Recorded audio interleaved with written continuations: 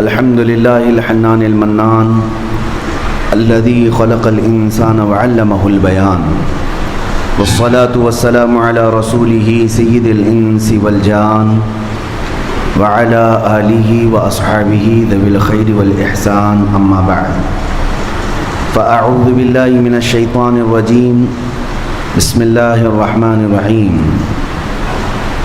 وعلى الله فليتوكل المؤمنون صدق اللہ مولانا العظیم۔ بارگاہ رسالت آپ صلی اللہ علیہ وسلم میں درود پاک کا ہدیہ پیش کریں۔ اللہم صلی علی سیدنا و مولانا محمد معدن الجود والکرم وآلہ واصحابہ الکرام وابنہ الکریم وبارک وسلم صلاة دائمة سرمدا ابدا۔ عزیزان گرامی وقار، قرآن عظیم میں اللہ عز و جل ارشاد فرماتا ہے کہ مومنوں کو اللہ ہی پر بھروسہ کرنا چاہیے۔ سورہ انفال کی آیت ہے، ایمان والے کسے کہتے ہیں؟ ایمان والے کون ہیں؟ اس میں اللہ تعالیٰ فرماتا ہے انما المؤمنون الذین اذا ذکر اللہ وجلت قلوبہم وَإِذَا تُلِيَتْ عَلَيْهِمْ آيَاتُهُ زَادَتْهُمْ إِيمَانًا وَعَلَى رَبِّهِمْ يَتَوَكَّلُونَ۔ ایمان والوں کی تین علامتیں بتائی گئی۔ پہلی علامت یہ ہے کہ ایمان والے بے شک وہی ہیں کہ جب ان کے سامنے اللہ کا ذکر ہو تو ان کا دل مچل جائے، اللہ کا نام آتے ہی ان کا دل خوش ہو جائے، یہ ایمان کی علامت ہے۔ اور دوسری علامت رب تعالیٰ فرماتا ہے جب ان کے سامنے اللہ کی آیتیں تلاوت کی جائیں تو ان کا ایمان بڑھ جاتا ہو، وہ آیتیں سننا پسند کرتے ہوں۔ اسی سے آپ اندازہ کریں ہمارے اندر اب ایمان کتنا ہے۔ اللہ کے نام پر خوشی ہوتی ہے۔ الحمدللہ بزرگوں کا یہ طریقہ رہا اور آج بھی ہے کہ جیسی اذان کی آواز آتی اللہ کا نام ہے سب خاموش ہو جاتے تھے اور اس کا جواب بھی دینے لگتے تھے۔ اور یہی ماحول ایمان کی علامت ہے کہ جن لوگوں میں ایمان باقی ہے وہ اللہ کے نام سے خوش ہو جاتے ہیں اور خاموش ہو جاتے ہیں، اور ایمان نہ ہو تو انہیں اللہ کے نام سے کچھ فرق نہیں پڑتا۔ اور دوسری چیز، وہ اللہ کی آیتیں سن کر کے اپنا ایمان زیادہ کر لیتے ہیں۔ اذا تلیت علیہم آیاتہ زادتہم ایمانا، جب ان کے اوپر قرآن کی آیتیں، اللہ کی آیتیں تلاوت کی جائیں تو ان کا ایمان بڑھ جاتا ہو۔ یہ بھی آپ ٹرائی کر کے دیکھیں، قرآن کی آیتیں تلاوت کی جائیں تو دل لگتا ہے کہ نہیں لگتا ہے؟ اگر دل لگتا ہے قرآن سننے کا تو اس کا مطلب ہے کہ ایمان ہے، اور قرآن سننے کا دل نہیں کرتا، بھاگ جاتے ہیں تو نفاق ہے دل کے اندر، ایمان کامل نہیں ہے۔ اس کی سب سے بڑی علامت آپ کو رمضان المبارکہ میں دیکھنے کو ملتی ہے۔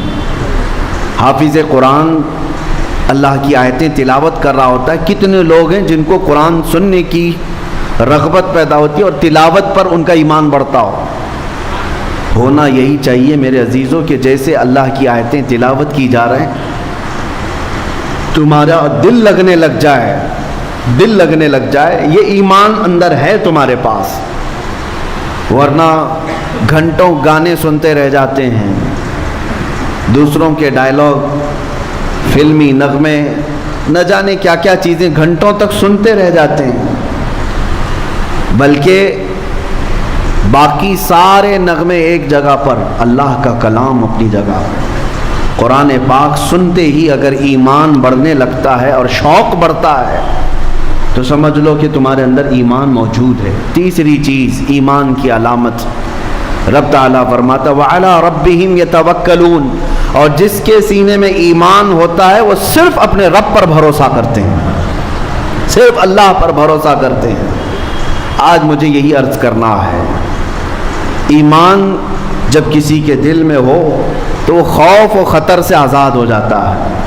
یہ فرمایا گیا کہ دو خوف اللہ تعالیٰ ایک دل میں نہیں ڈالتا، دو خوف ایک دل میں نہیں آتے، یا تو دنیا کا خوف بس جائے گا یا اللہ کا خوف بسے گا۔ ایسا نہیں ہوتا کہ اللہ کا خوف بھی ہے اور دنیا کا خوف بھی ہے، دو خوف جمع نہیں ہوں گے، اسی لیے ایک ہی خوف کو جگہ دو۔ اگر اللہ کا خوف ہے تو اللہ دنیا کے خوف سے آزاد کر دیتا ہے، اور یہی فرماتا ہے الا ان اولیاء اللہ لا خوف علیہم ولا هم يحزنون، جو اللہ کے ہو جاتے ہیں، اللہ کے دوست، ان کو کسی بھی بات کا خوف نہیں ہوتا، ڈر نہیں ہوتا، اور نہ ہی کسی بات کا رنج اور غم ہوتا ہے۔ یہ کب ہوتا ہے؟ جب اللہ کی ذات پر کامل بھروسہ ہو جائے، کامل یقین ہو جائے۔ یہ بھروسے کے متعلق چند باتیں عرض کرتا ہوں۔ اللہ کی ذات پر توکل کیسا؟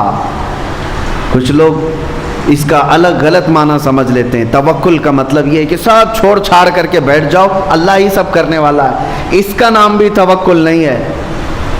اللہ کی ذات پر یقین اور توکل کا مطلب اسباب کا سہارا لینا ہے، لیکن یقین اس کی ذات سے رکھنا۔ ایسا نہیں ہے کہ گھر میں بیٹھ کر کے آپ یہ سوچیں کہ بچہ ہو جائے گا، اکیلے بیٹھیں، اللہ تبارک و تعالیٰ ہے، لیکن اس نے جو اسباب بنایا ہے ان اسباب کا سہارا لینا ہوگا۔ تم گھر میں بیٹھ کر کے یہ سوچتے رہو روٹی آئے گی منہ میں چلی جائے، نہیں۔ روٹی کو گزرنے کے لیے جتنے اسباب کی ضرورت ہے ان اسباب کا سہارا لینا ہے، ہاتھ پیر چلاؤ، پھر اللہ کی ذات پر بھروسہ کرو۔ ایک صحابی آئے، حضور صلی اللہ علیہ وسلم سے عرض کیا میرے پاس ایک اونٹنی ہے، اس اونٹنی کو کھمبے سے باندھ کر کے اللہ پر بھروسہ کروں یا اس کو کھلا چھوڑ کر کے؟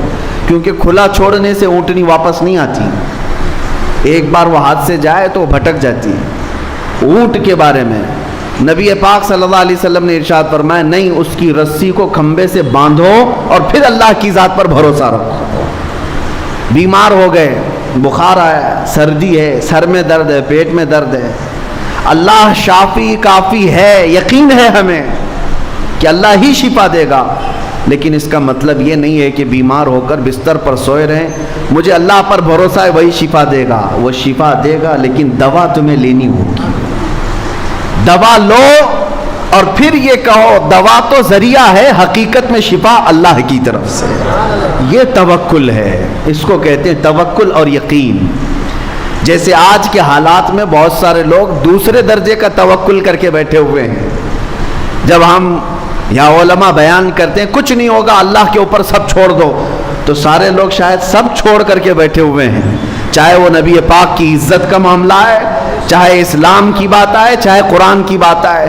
لوگوں کو ایسا لگنے لگا ہے کہ اللہ کی ذات پر بھروسہ ہے، جو ہونا ہے وہیں سے ہوگا۔ ایسا نہیں۔ اگر اللہ کی ذات پر بھروسے کا یہی مطلب ہوتا تو 313 نہتے صحابہ کبھی بدر کے میدان میں نہیں آتے، وہ مدینے میں بیٹھ کر کے ہی کہتے اللہ پر بھروسہ ہے، اللہ فرشتوں کو اتارے گا۔ نہیں، ہاتھ پیر چلاؤ اور پھر اللہ کی ذات پر بھروسہ رکھو۔ ہاتھ پیر تمہارے سلامت ہیں تو اللہ تعالیٰ فرماتا ہے میدان میں اترو۔ یہاں تک کہ نبی مکرم صلی اللہ تعالیٰ علیہ وسلم سید الانبیاء ہیں، سید المعصومین ہیں، رسول پاک صلی اللہ تعالیٰ علیہ وسلم خود 160 کلومیٹر پیدل چل کر کے رمضان کے موقع پر بدر کے میدان میں آئے، اور سب تیاریاں ہو جانے کے بعد رات کے وقت بیٹھ کر کے دعا کرتے ہیں کہ اے اللہ ہماری جانب سے جو کچھ کرنا تھا ہم سب کر چکے، اب کامیابی دینا تیری ذات پر ہے، اب تیری شان پر ہے، اور اگر مولا اب بھی ہمیں کامیابی نہ ملی تو اس روئے زمین پر کوئی سجدہ کرنے والا نہ رہے گا۔ دیکھو نبی پاک صلی اللہ علیہ وسلم یہی دعا مدینے میں بھی کر سکتے تھے، یہی دعا اپنے گھر میں بیٹھ کر کے بھی کر سکتے تھے، اپنی مسجد میں بھی۔ نبی پاک صلی اللہ تعالیٰ علیہ وسلم نے توکل اور یقین یہ سکھایا ہے کہ پہلے عمل کرو اور پھر رب کی ذات پر بھروسہ رکھو۔ عزیزان گرامی وقار، آج اسی کی ضرورت ہے کہ جو یہ سوچ کر کے بیٹھا ہے کہ سب کچھ ویسی ہی ہو جائے گا۔ قرآن میں مولا تعالیٰ فرماتا ہے ان اللہ لا یغیر ما بقوم حتی یغیروا ما بانفسہم، بے شک اللہ تعالیٰ اس وقت تک کسی قوم کی حالت نہیں بدلتا جب تک وہ قوم خود اپنی حالت نہیں بدلتی۔ خود تمہیں بدلنے کی فکر نہ ہو اور تم سوچتے ہو کہ دعاؤں سے ہی سب کچھ ہو جائے۔ ایک بزرگ کے بارے میں ایسی بطور مزاح یہ بیان کیا گیا تھا کہ ان کی کھیتی باڑی تھی اور بڑے شریف مولانا صاحب تھے، کھیتی باڑی کرتے تھے اور بیٹھے رہتے تھے. ایک گدھا آتا تھا، فصلیں چر جاتا تھا اور یہ تسبیح پڑھتے تھے، لا حول ولا قوت الا باللہ، لا حول ولا قوت الا باللہ. گدھا چلا جائے، گدھا چلا جائے، گدھا چلا جائے، تسبیح 100 بار. گدھا کہاں سے جاتا؟ وہ فصلیں خوب چرتا تھا اور چلا جاتا تھا اور ان کی تسبیح ختم نہیں ہوتی تھی. گدھے کو بددعائیں بھی دے رہے ہیں اور اللہ کی تسبیح بھی پڑھ رہے ہیں بیٹھی جگہ. اللہ تعالیٰ کچھ کر دے، اس گدھا چلا جائے، یہ گدھا چلا جائے. کچھ نوجوان تھے، وہ دیکھتے تھے روزانہ کہ مولانا صاحب بڑے شریف ہیں، روزانہ صرف تسبیح سے ہی گدھے کو بھگا رہے ہیں، تسبیح سے ہی گدھے کو بھگا رہے ہیں. آدھی فصل تو وہ روز کھا گیا تھا گدھا. ان نوجوانوں کو رحم آیا، وہ کچھ ڈنڈے لے کر کے میدان آ گئے. 4-5 دن کے بعد ڈنڈے لے کر کے آئے اور اس کے بعد پھر اس کھیتی میں چرنے والے گدھے کو جو تڑ لگایا انہوں نے، تو گدھا چیختے ہوئے جو بھاگا زخمی ہو کر، پھر کبھی نہیں آیا. اور وہ نوجوانوں نے آ کر کے کہا مولانا صاحب آپ کی تسبیح اپنی جگہ پر، لیکن ڈنڈے سے جو توکل ہوتا ہے وہ اپنی جگہ پر. یعنی اگر آپ بیٹھی ہوئی جگہ پر ہی یہ سوچتے رہیں کہ ہماری کھیتی کوئی نہ چرے اور صرف ہم تسبیح پڑھ کر کے سب بھگا دیں، ایسا نہیں ہے. اللہ نے تمہیں قوت فکر بھی دیا ہے، قوت عمل بھی دیا ہے. پہلے اس کا استعمال کرو اور پھر اللہ کی ذات پر بھروسہ کرو. اسی کو اقبال نے کہا تھا، قوت فکر و عمل پہلے فنا ہوتی ہے جب کسی قوم کی شوکت پہ زوال آتا ہے. کسی بھی قوم کے اوپر زوال جو آتا ہے وہ مفلوج ہونے کے بعد کچھ کرنا نہیں ہے، انہیں بیٹھے ہوئے کھانا ہے اور بیٹھے ہوئے سب نئے نئے کرشمے دیکھنا ہے، نئے نئے اچھمبے دیکھنا ہے بیٹھ کر کے. نہیں میرے عزیزو، اسلام نے تمہیں عمل کے میدان میں اتارا ہے. عمل کے میدان میں بے خوف و خطر اترو. نبی پاک صلی اللہ تعالیٰ علیہ وسلم کی سنتوں کو دیکھو. آج ان نوجوانوں سے بھی میں کہتا ہوں جو گھر میں بیٹھ کر کے توکل کر رہے ہوں یا توکل کا غلط معنی اخذ کر رہے ہوں کہ ہمیں کیا ضرورت ہے، اللہ تبارک و تعالیٰ کی ذات پر بھروسہ ہے. رزاق وہی ہے، رزق دے گا. وہ جب چیونٹیوں کو رزق دیتا ہے تو ہمیں کیوں نہیں دے گا؟ یقیناً تم اشرف المخلوقات ہو، تمہیں بھی رزق دے گا. لیکن حکم اس کا یہ ہے کہ تلاش کے لیے نکلو، تلاش کے لیے نکلو. ایک جگہ بیٹھ کر کے انتظار کرنا یہ نہیں ہے توکل. نبی پاک صلی اللہ تعالیٰ علیہ وسلم کی بارگاہ میں چلو. ایک دن حضرت فاطمہ کے گھر گئے. حسنین کریمین چھوٹے تھے، بھوکے تھے، رو رہے تھے. حضرت فاطمہ سے پوچھا کیوں رو رہے ہیں بچے؟ کہا بھوک کی وجہ سے رو رہے ہیں، گھر میں کوئی چیز نہیں ہے، فاقہ ہے. نبی پاک صلی اللہ تعالیٰ علیہ وسلم نے فرمایا فاطمہ نہ گھبرا، تیرا باپ اپنے ہاتھ سے محنت کر کے لائے گا اور تیرے بچوں کو کھلائے گا. خود رسول پاک صلی اللہ تعالیٰ علیہ وسلم مدینے میں نکلے اور چلتے چلتے نواحِ مدینہ میں، مدینے کے خارج میں ایک باغیچہ تھا، اس میں چلے گئے. باغیچے کے مالک سے کہا کیا میں تیرے باغیچے میں مزدوری کروں؟ تو مجھے اس کی کچھ اجرت دے گا؟ باغیچے کے مالک نے منظوری بھری، کہا کہ ٹھیک ہے میں تیار ہوں، مزدوری کر سکتے ہو. دیکھو میرے باغیچے کے درختوں کو پانی سینچنا ہے، پانی پلانا ہے. تم 1 ڈول پانی بھر کر کے ڈالو گے، میں 2 کھجوریں اجرت میں دوں گا. کنویں سے کھینچ کر کے 1 ڈول پانی بھرنا اور ایک درخت پر ڈالنا اور اس کی اجرت پر صرف 2 کھجوریں. نبی رحمت سید العالمین طٰہٰ و یاسین، ہم غریبوں کے آقا جن کے ہاتھ میں مولا نے سارے خزانوں کی کنجیاں تھیں، انہوں نے 2 کھجوروں کی اجرت پر یہ کام کو قبول کر لیا. گئے خود اپنے ہاتھ سے کنویں میں ڈول ڈالتے، پانی بھرتے، کندھوں سے اٹھاتے اور لے جا کر کے درخت کو پانی ڈال کے آتے. اس پر 1 ڈھول پر وہ باغیچے کا مالک 2 کھجوریں دیتا تھا. 3 ڈول میرے آقا صلی اللہ علیہ وسلم نے ڈالے، 6 کھجوریں لی. 4تھا ڈول جیسی ہی کنویں میں ڈالے، رسی ٹوٹ گئی، ڈول گر گیا کنویں کے اندر، رسی الگ ہو گئی. اس بات پر وہ باغیچے کا مالک اتنا غصے میں آیا کہ ہاتھ اٹھا کر حضور پاک صلی اللہ علیہ وسلم کو لگا دیا.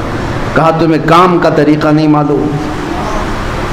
اللہ کے حبیب صلی اللہ علیہ وسلم نے اس وقت تک یہ نہیں فرمایا کہ انا حبیب اللہ، میں اللہ کا حبیب ہوں، یہ نہیں فرمایا، بلکہ نبی پاک صلی اللہ تعالیٰ علیہ وسلم عمل کے میدان میں رزق حلال کے لیے رسی کھینچتے رہے اور اس سے کہتے ہاں یہ مجھ سے رسی ٹوٹ گئی، میں کوشش کرتا ہوں بنا کر کے دے دوں۔ کسی طرح سے اس کی رسی بنا کر کے دیا اور 6 کھجوریں لے کر واپس لوٹائے، اپنے گھر آئے۔ سیدہ زہرا کے گھر بچے رو رہے تھے، 6 کھجوریں خوشی خوشی لا کر کے کھلایا۔ اس چیز کا کوئی غم نہیں کہ میں مزدوری کر کے آیا، اس چیز کا کوئی غم نہیں کہ باغیچے کے مالک نے ہاتھ اٹھایا، نہیں، میرے گھر میں حلال 6 کھجوریں آئی۔ اور جب حسنین کریمین کو کھلائے، یہ نبی پاک صلی اللہ تعالیٰ علیہ وسلم کا عمل درس امت ہے، امت کے لیے درس ہے۔ اس باغیچے کے مالک کو حضور کے جاتے ہی اندر سے بے چینی اور بے قراری شروع ہوئی کہ اتنا حسین و جمیل نوجوان میرے پاس آیا اور کام کرتے کرتے اس سے اگر رسی ٹوٹ گئی تھی تو میں نے ہاتھ اٹھا دیا، غلط کیا۔ اور اس بے چینی میں موجود تھا، بے چینی میں کوئی صاحب وہاں سے گزر رہے تھے، ان سے روتے ہوئے اس باغیچے کے مالک کو پوچھا کیا بات ہے، بے قراری کس بات کی؟ اس نے کہا ایک ایسا مرد یہاں پر آیا تھا بڑا حسین و جمیل، اور اس نے رسی سے میرے باغیچے میں ڈول پانی بھر بھر کر کے سینچا، لیکن اس سے رسی ٹوٹ گئی تو میں نے ہاتھ اٹھایا، اس کے بعد سے مجھے بے چینی ہے۔ اس آنے والے نے پوچھا بتا تو صحیح ان کا حلیہ کیا تھا؟ حلیہ بتانے والے جو بتاتے تھے، اللہ اکبر، سنتے ہی ساننے والے ہیں، وہ صحابی رسول تھے، رو پڑے، کہا نادان تجھے پتہ نہیں وہ سید الانبیاء ہیں، وہ رسول خدا تھے جن پر تو نے ہاتھ اٹھایا، وہ نہیں جانتا تھا، وہ پہچانتا نہیں تھا۔ اس نے کہا اتنی بڑی شخصیت پر میں نے ہاتھ اٹھایا تو اس ہاتھ کی ضرورت نہیں، تلوار لیا اور اپنے ہاتھ کو مونڈھے سے کاٹ دیا، کہا مجھے اس ہاتھ کی ضرورت نہیں۔ عزیزان گرامی وقار، حضرت شہاب الدین قلیوبی رحمۃ اللہ علیہ نے اس کو لکھا ہے۔ یہ اس لیے میں تمہارے سامنے عرض کر رہا ہوں کہ جو نوجوان اپنے گھر بیٹھ کر کے یہ سوچتے ہیں کہ سب اللہ کی طرف سے آ جائے گا، یا کبھی کاموں کو دیکھ کر کے یہ کہتے ہیں میرے سٹیٹس کے برابر کا کام نہیں ہے، یہ میرے سٹینڈرڈ کا کام نہیں ہے، ان نوجوانوں کے لیے بہت بڑا درس ہے جو پوری کائنات کے آقا و مولا جن کے ہاتھوں میں خزانوں کی کنجیاں ہیں، وہ کسی باغیچے میں مزدوری کر کے 2 کھجوریں لا سکتے ہیں۔ اے نوجوانوں، حلال کام کو کبھی ہلکا مت سمجھنا۔ آج بھی مدینہ طیبہ میں زیارتوں پر جاؤ تو ایک باغیچہ وہاں آج بھی موجود ہے جس کی زیارت لوگ کرواتے ہیں۔ وہ ایک یہودی کا باغیچہ تھا جس میں دن بھر مولا علی کرم اللہ وجہہ الکریم مزدوری کیا کرتے تھے، اور پھر وہاں سے بھی 2 درہم یا 3 درہم اس زمانے کے اجرت پر گھر لے کر کے آتے تھے۔ وہ شیر خدا، فاتح خیبر، اسد اللہ الغالب، اگر مزدوری کر کے باغیچے میں گھر چلاتے ہیں تو آج کے نوجوانوں کو کیا ہے؟ اس لیے میرے عزیزو، توکل کا مطلب یہ ہے کہ عمل کرو اور اللہ کی ذات پر یقین رکھو، اللہ کی ذات پر یقین رکھو، اور اس بھروسے کا فائدہ اتنا بڑا ہے، اتنا بڑا۔ آج جو لوگ تذبذب کے شکار ہیں، کل کیا ہوگا، پرسوں کیا ہوگا، کچھ نہیں ہوگا۔ اگر تمہارا عمل بالکل اللہ اور اس کے رسول کی فرمان کے مطابق ہے تب پھر اللہ کے حوالے کر دو سارے کام۔ اب جیسے کچھ لوگوں کو گھروں میں بڑے ٹینشن ہیں، بڑے مسائل ہیں، روز ہمارے پاس یہ مسائل آتے رہتے ہیں، گھر میں برکت ختم ہو گئی ہے، اس کو دکھایا اس کو دکھایا تو بتاتے ہیں کہ کھڑکی یہاں نہیں ہونا چاہیے تھا، واستو پرکار سے گھر نہیں بنا ہے، ہاں پورا کچن توڑ کر کے بنانا ہے، ٹوائلٹ اٹھا کر اتر رکھنا ہے۔ میں کہتا ہوں تم اپنے گھر میں 1000 کھڑکیاں کھول لو، برکت ہوا سے نہیں آتی، برکت موسم سے نہیں آتی۔ اللہ قرآن میں فرماتا ہے ما یفتح اللہ للناس من رحمت فلا ممسک لها، اللہ جس کے لیے اپنی رحمت کھول دے اسے کوئی بند نہیں کر سکتا، وما یمسک فلا مرسل لہ، اور اللہ جس کے لیے بند کر دے کوئی اس کا دروازہ کھول نہیں سکتا۔ اللہ رب العزت قادر مطلق ہے, تمہاری کھڑکیاں ادھر ادھر ہونے سے نہیں, تم اپنا عمل صحیح کر لو گھر کے اندر. اور اس کے بعد میرا چیلنج ہے, کوئی کھڑکی بھی نہ ہو, دروازہ بھی نہ ہو. حدیث پاک میں ہے اللہ پر بھروسہ کرنے والا 70 دروازوں کے اندر بھی بیٹھے, مولا اسے پتھر سے بھی رزق عطا فرمائے گا, پتھر سے بھی اس کے لیے رزق کھول دے گا. اور یہ بھی حدیث پاک میں ہے اگر کوئی بندہ اللہ کی ذات پر بھروسہ کر کے اپنے آپ کو چھپانا چاہتا ہے, حضور فرماتے 70 دروازوں کے اندر بھی ہوگا, مولا اس کی محبت پوری کائنات کے دلوں میں ڈالتا. یہ تمہارے ذریعے سے نہیں ہوتا, تمہارے توکل اور یقین سے ہے. اللہ کی ذات پر یقین رکھو. یہ تمام چیزوں کے ذریعے نہ برکت آتی ہے نہ برکت جاتی ہے, تمہارے اپنے عمل کی طرف توجہ کرو, تمہارے عمل کی طرف توجہ ضروری ہے. اور آج ان تمام چیزوں پر تو بھروسہ ہونے لگ گیا, اللہ کی مدد پر کیوں نہیں؟ وہ صحابہ کیوں یقین رکھتے تھے جانتے ہیں؟ اس لیے کہ اللہ کی ذات پر انہیں یقین اس لیے تھا کہ اس کے ہر فرمان پر وہ عمل کی کوشش کرتے.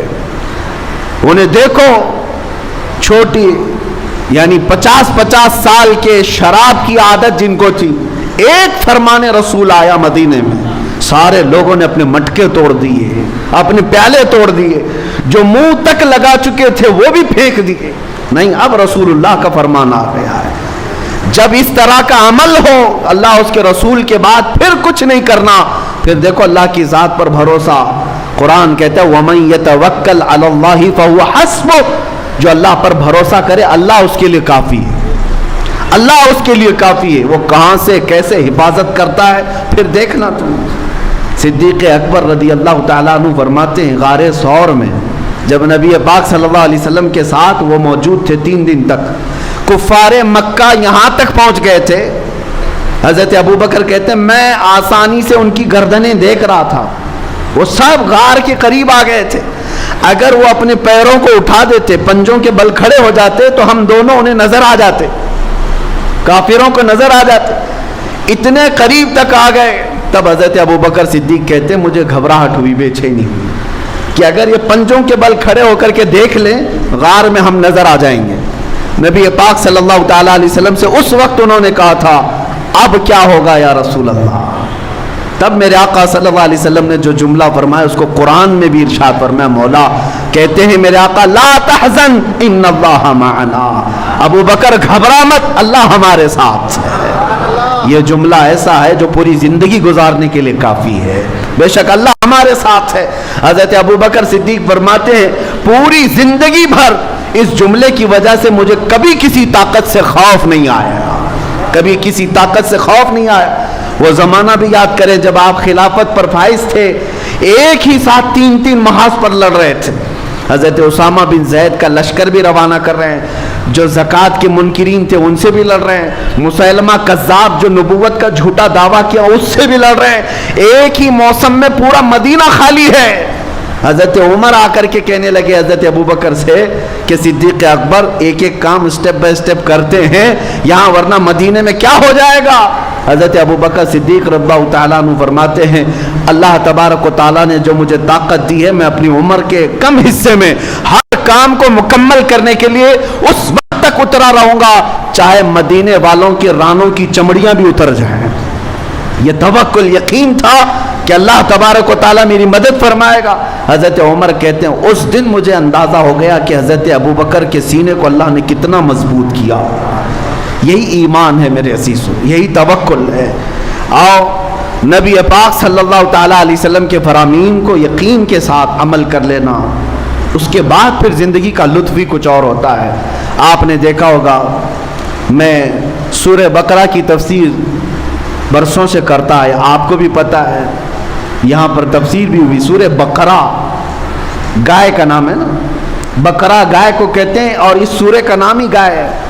واقعہ جو پیش آیا تھا بنی اسرائیل میں, ایک آدمی مالدار آدمی قتل ہو گیا تھا اور قاتل کو ڈھونڈنا تھا کون مرڈر کیا ہے. حضرت موسیٰ علیہ السلام کے پاس قوم آئی, کہا کہ اس کا قاتل کون ہے معلوم کیجئے. اللہ سے انہوں نے دعا کی تو اللہ نے فرمایا ایک گائے ذبح کرنے کے لیے کہو.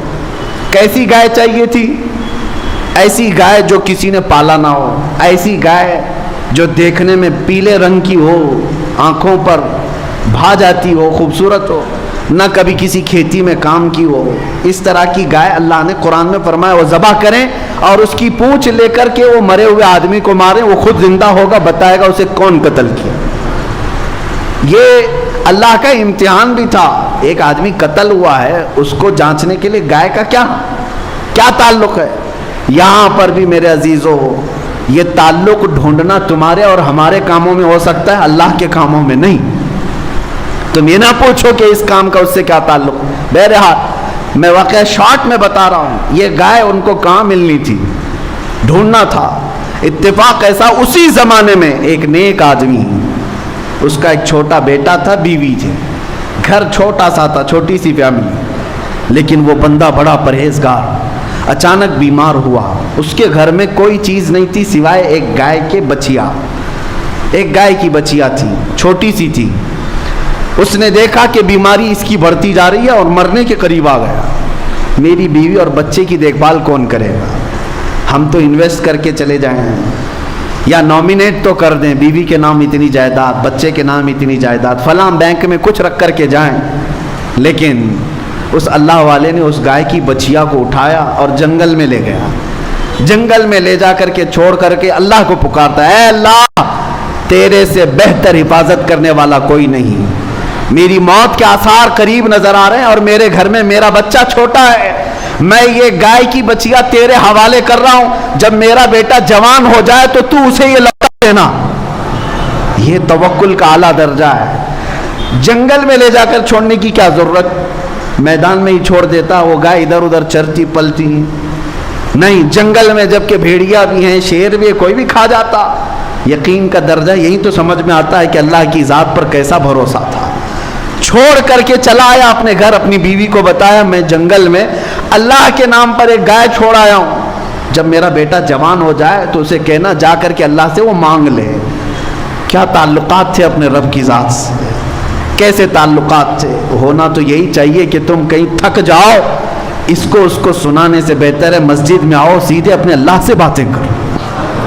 اللہ کو سناؤ کہ مولا میں تیرا بندہ ہوں, تو میرا خدا ہے, میں جاؤں تو اس کے ہاں کیوں جاؤں, تیرے دربار میں آتا ہوں.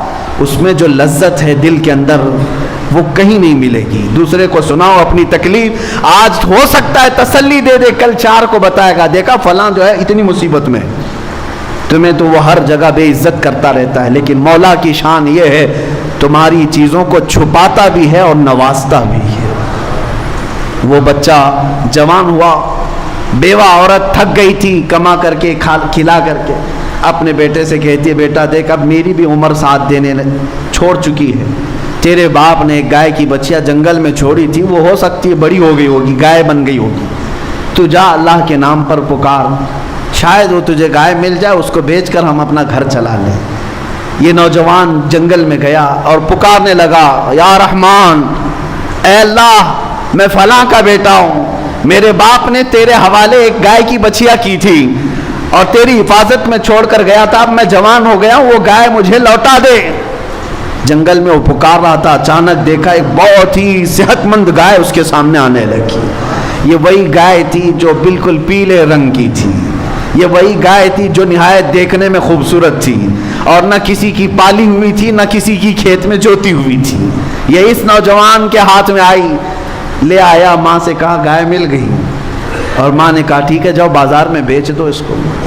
اللہ کی ذات پر ایک بندہ توکل کر کے گیا ہے, اپنے بیٹے کو اپنی گائے کی بچیا کو حوالے کر کے گیا, اور مولا بدلے میں کیا دیتا ہے لوگوں کو یقین نہیں ہے. کیا رب تعالیٰ اس کو لوٹا کر دیتا ہے, خالی گائے لوٹا کر دے دیا حفاظت کے ساتھ نہیں. گائے جب آئی تو ماں نے کہا بازار میں بیچ دینا. کتنی میں؟ ماں نے کہا 6 درہم میں بیچ دو, اتنے ہمیں ضرورت ہے, لیکن جتنے پر سودا طے ہو جائے پہلے مجھ سے بات کرنا. وہ بازار میں گیا, 2 لوگ آئے, پوچھا کتنی قیمت ہے, کہا 6 درہم. اس لڑکے نے 6 درہم قیمت بتائی.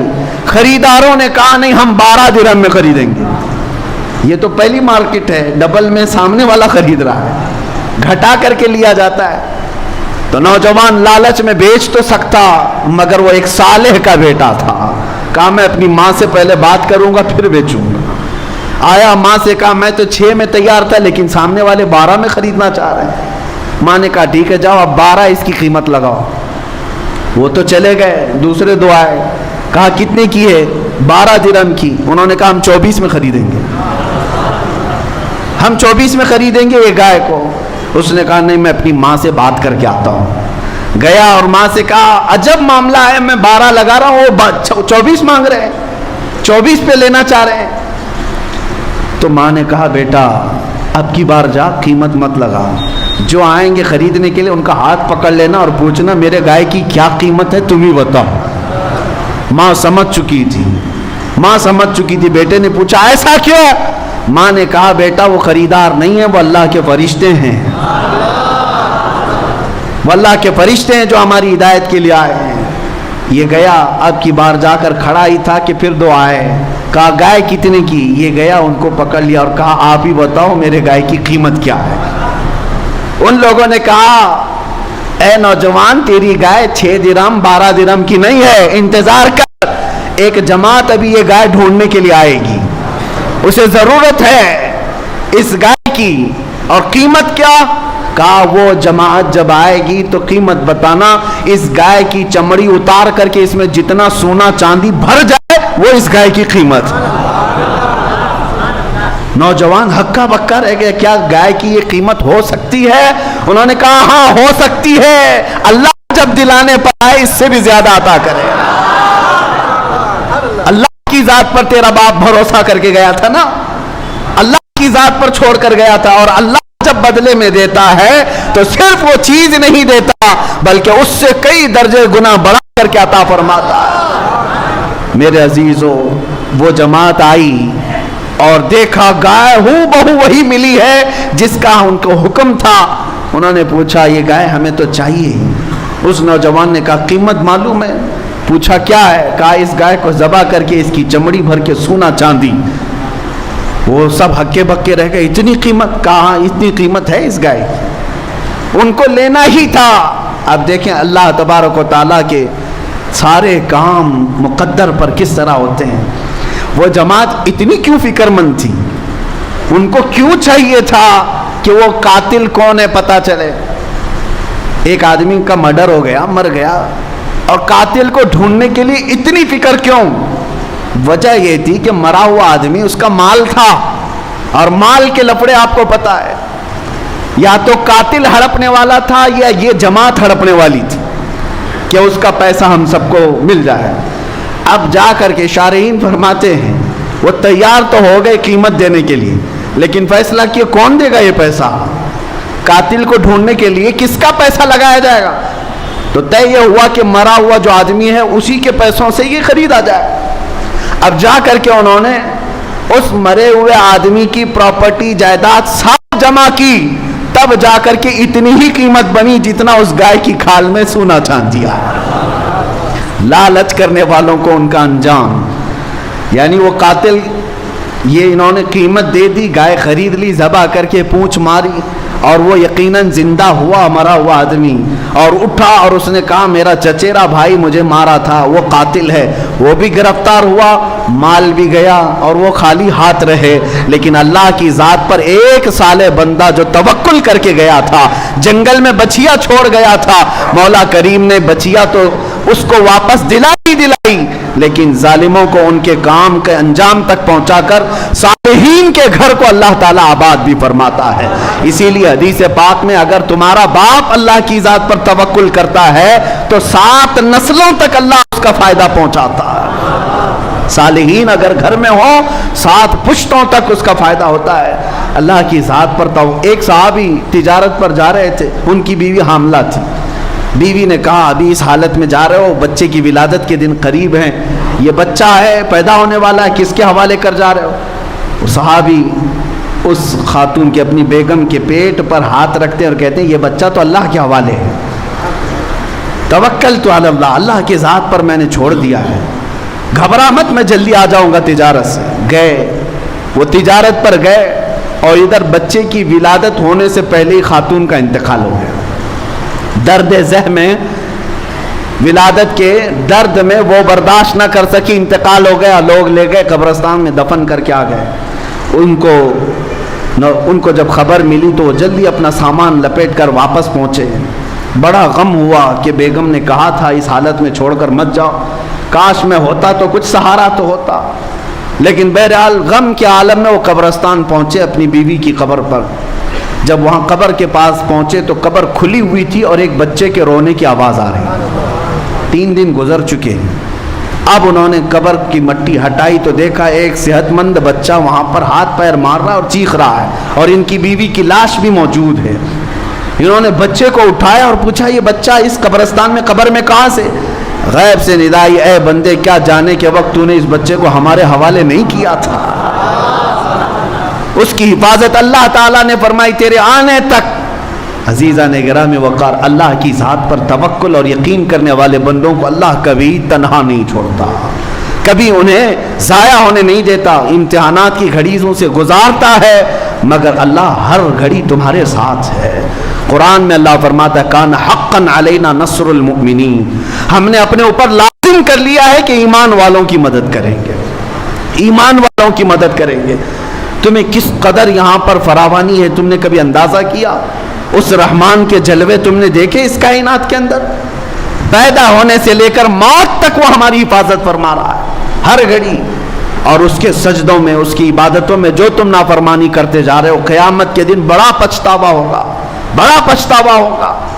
بلکہ بعض بندوں کا حال یہ ہے قیامت کے دن وہ یہ کہیں گے شاید ہماری زندگی میں کوئی سکھ نہ ملتا, صرف دکھ میں ہی گزار رکھتے, تب بھی مولا اچھا ہوتا کہ تیری یاد میں تو رہتے. آج جو یاد نہیں کیے تھے دنیا میں وہ پچھتا رہے ہوتے ہیں قیامت کے دن. اللہ کو یاد نہیں کیے تھے وہ پچھتا رہے ہوتے ہیں. میرے پاس خالی وقت تھا میں یاد نہیں کیا, میرے پاس ٹائم تھا میں سجدہ نہیں کیا اس کی بارگاہ میں. قیامت کے دن سجدوں والوں کو دیکھ دیکھ کر کے تم رش کر رہے ہوں گے, اللہ اللہ کرنے والے بندوں کو دیکھ کر تم رش کر رہے ہوں گے. بلکہ قرآن میں ہے تم پوچھو گے کہ اے اللہ ایک ساتھ کے لیے ہمیں لوٹا دے, نورد ونعمل, ہم عمل کر کے آئیں گے. 1 منٹ کے لیے تو ہمیں دنیا میں لوٹا دے, ہم عمل کر کے آئیں گے, تجھے راضی کر کے آئیں گے. رب تعالیٰ فرماتا ہے کہ نہیں, وقت مکمل ہو چکا, تم دارالعمل سے آ چکے ہو. آج تمہارے سامنے میں یہ باتیں صرف تمہیں بیدار کرنے کے لیے کہہ رہا ہوں. اے نوجوانوں, تمہارے پاس اللہ نے طاقت عطا کی ہے, قوت موجود ہے, اور اس کے باوجود اگر اس کے فرامین سے روپوش, اس کے فرامین سے پشت پناہی کرتے ہو اور روح گردانی کر کے بھاگتے ہو تو میں نے دیکھا ہے. ایک کینسر ہاسپٹل میں گیا تھا, کینسر کے مریضوں کو دیکھ کر کے دعا بھی کرتے ہیں اور اللہ کی ذات پر پھر شکر بھی ہوتا ہے کہ مولا حد تک سلامت رکھا ہے. اس بندے کے پیچھے گردن کے پاس کوئی پھوڑی ہے, سر اٹھاؤ تو پیپ بہنے لگ جائے. کئی دنوں سے نہ موت آتی ہے نہ علاج مکمل ہوتا ہے. اس پھوڑی کی بیماری میں بڑی تکلیف میں. لیکن ایک جملہ مجھے یاد آتا ہے اس آدمی کا, جب عیادت کے لیے گئے تھے تو کہا کہ مولانا اتنی دعا کر دیجئے کہ میرا سر اٹھے اور ایک بار سجدہ کر لیں. مجھے سجدہ کرنے کی بھی طاقت نہیں رہ گئی. میرے عزیزوں, اس کی خواہش ہے, لیکن میں نے محسوس کیا کہ جن کے سر اللہ نے سلامت رکھے, نہ کوئی پھوڑی نہ کوئی زخم, اور سر اکڑائے ہوئے دنیا میں گھوم رہے ہیں, کل کو اگر تمہیں کوئی چیز ہو جائے ترستے رہ جاؤ گے کہ مجھے سجدہ کرنے کی طاقت بھی نہیں رہے گی, ترستے رہ جاؤ گے. تمہیں اندازہ نہیں ہے میرے عزیز ہو, کچھ لوگوں کو ہم نے بستر پر دیکھا ہے زبان بھی ہلنا بند ہو چکی ہوتی, زبان بھی نہیں ہل پاتی, اور ان کی شدت سے یہ خواہش ہوتی ہے زبان ہلے تو اللہ اللہ کروں, اس کے علاوہ کوئی ہے ہی نہیں ذات جو ہمیں ان تمام چیزوں سے نجات دے دے. اسی لیے کہا بزرگوں نے حاسبوا قبل ان تحاسبوا, اپنا حساب خود کر لو اس سے پہلے کہ تمہارا حساب شروع ہو جائے, تمہارا حساب شروع ہو جائے اس سے پہلے تم عمل میں آ جاؤ. اور بزرگوں نے یہ فرمایا آج پوری زندگی بھر مولا اینی ٹائم راضی ہے, اینی ٹائم کہ تو بندہ آ کر مجھ سے صلح کر لے, بندہ آ کر مجھ سے صلح کر لے. لیکن بندہ اکڑتا ہے, اسے صلح نہیں کرنا ہے. حضرت بہلول دانا کے متعلق یہی تو کہا گیا کہ وہ ایک چوک پر بازار میں بیٹھے ہوئے تھے, खलीफा का गुजर हो रहा था, पूछा क्यों बैठे हो बाबा? कहा बंदे मौला से रूठे हुए हैं, इनको राजी कर रहा हूं, आ जाओ, अल्लाह राजी है, जल्दी आ जाओ। कोई मेरी बात नहीं सुनता। एक दिन कब्रिस्तान में बैठे हुए थे, खलीफा ने पूछा यहाँ क्या कर रहे हो? कहा बंदे तो मान गए मगर वो नहीं मानता। मरने के बाद तो हर कोई मान रहा है। अब रब तबारक व तआला को मनाने लगा हूं, तुम्हारे पास अभी बहुत गनीमत का वक्त मौजूद है, मौत से पहले बहुत गनीमत का वक्त मौजूद है। 5 चीजें मैं जिक्र करके अपनी गुफ्तगू को समेटता हूं। मेरे आका सल्लल्लाहु अलैहि वसल्लम की एक हदीस है, अल्लाह के हबीब सल्लल्लाहु ताला अलैहि वसल्लम इरशाद फरमाते हैं 5 चीज़ों को, 5 चीज़ें आने से पहले गनीमत जानो। कौन सी? अल्लाह के हबीब सल्लल्लाहु अलैहि वसल्लम फरमाते हैं शबाबक क़ब्ल हरमिका, अपनी जवानी को गनीमत जानो बुढ़ापा आने से पहले। जवानी है आज, बुढ़ापा आने से पहले उसको गनीमत जानो, अमल कर लो। दूसरी चीज मेरे आका सल्लल्लाहु अलैहि वसल्लम फरमाते हैं अपनी सेहत को गनीमत जानो बीमार होने से पहले। बीमारी में फिर तुम कुछ नहीं कर पाओगे, सेहत को गनीमत जानो। और तीसरी चीज मेरे आका फरमाते हैं अपनी मालदारी, आज कुशादगी है, इसको गनीमत जानो मोहताज होने से पहले। फकीर हो जाओगे उसके बाद कुछ नहीं कर सकोगे। चौथी चीज मेरे आका फरमाते हैं आज हो सकता है फिराग का कबल शुगल का, यानी तुम फारिगुल हाल हो। आज उन नौजवानों से कहता हूं अभी उनके ऊपर कोई जिम्मेदारियां नहीं आई, तुम्हारे मशगूल होने से पहले अपने फारिग वक्त को गनीमत जानो। इसमें बहुत कुछ कर सकते हो, बाद में फिर तंगियां आएंगी। हम महसूस करते हैं जिम्मेदारियां कैसे बढ़ती चली जाती हैं और उसके बाद वक्त कैसे खत्म हो जाता है। नौजवानों को एहसास नहीं होता उनके पास कितना वक्त बाकी है, न बीवी का न बच्चों का, किसी का नहीं है, छोटे मोटे काम है, लेकिन उसको ये इंजॉयमेंट में गुजार रहे हैं। रात भर गेम खेलते हुए, रात भर इंटरनेट सर्च करते हुए तुम अपने फारिग वक्त को बर्बाद कर रहे हो। जब तुम मशगूल हो जाओगे ये दिन याद करोगे वो दिन अच्छे थे। गनीमत जानो। पांचवी चीज जो सबसे बड़ी है, मेरे आका सल्लल्लाहु अलैहि वसल्लम फरमाते हैं जवानी को बुढ़ापे से पहले, सेहतमंदी को बीमारी से पहले, मालदारी को मोहताजी से पहले, फारिगुल हाली को मशगूली से पहले, ये सब अपनी जगह पर, लेकिन जिंदगी को गनीमत जानो मौत आने से पहले। हो सकता है बीमारी में कुछ काम कर ले जाओगे, बुढ़ापे में कुछ काम, लेकिन मौत आने के बाद तो कुछ नहीं हो सकता। सारे अमाल मुनक़ता कर दिए जाएंगे, सब खत्म हो जाएगा। अजीज़ा ने गिरामी वक़ार, अल्लाह तबारक व तआला ने जो तुम्हारे पास वक्त अता किया है, इस वक्त का इस्तेमाल करो, यूटिलाइज करो इसको, और इसको बर्बाद ना करो। मैं उन नौजवानों को एक दर्स देना चाहूँगा जिन्होंने अपने आप को हिलाक कर दिया, अपने आप को बर्बाद किया। तुम्हें हदीस पता है क़यामत के दिन मैदान महशर में कितनी लोग होंगे अल्लाह बेहतर जाने। आदम अलैहिस्सलाम से लेकर क़यामत तक पैदा होने वाला हर एक वहाँ जमा होगा। और रसूल पाक सल्लल्लाहु अलैहि वसल्लम इरशाद फरमाते हैं उस वक्त तक किसी को पांव हटाने की इजाजत नहीं होगी जब तक रहमान का ये सवाल पूरा नहीं होता।